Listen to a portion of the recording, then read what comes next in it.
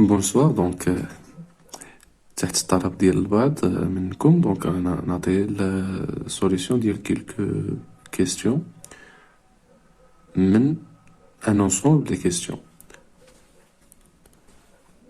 Donc je vais résoudre le problème suivant. Donc montrer que partie entière de x plus n elle est égale à partie entière de x plus n, quel que soit x n appartient à R, le premier, le deuxième appartient à N. Il y a x n au petit n, un entier.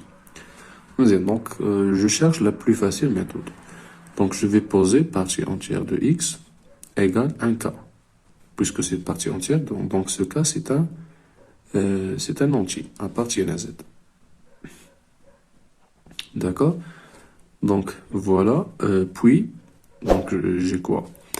Donc, à partir de la définition de partie entière, x, c'est entre k, sa partie entière, et, ou égale, est strictement inférieur à k plus 1.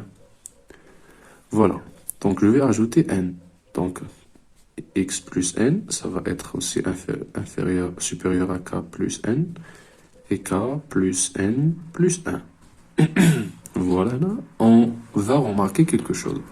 Donc là, on peut passer à la partie entière. D'abord, ceci, c'est un entier. Donc ceci, c'est un entier appartient à z.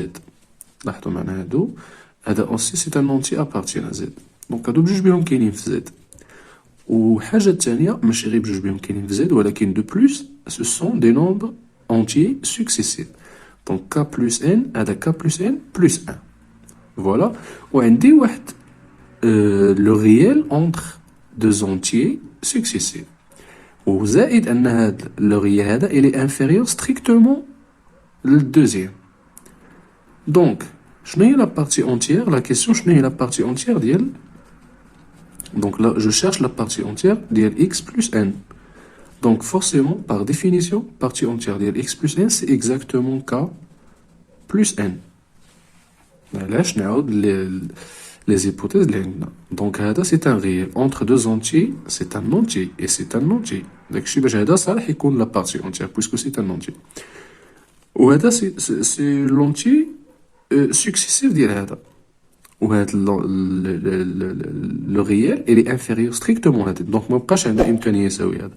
Donc forcément بقى l'entier الوحيد le premier entier avant x plus n, c'est exactement k plus n. Donc voilà, c'est d'après la définition de la partie entière. Donc la partie entière de x plus n, c'est exactement k plus n, qui est encore le cas, on a posé k, c'est partie entière de x.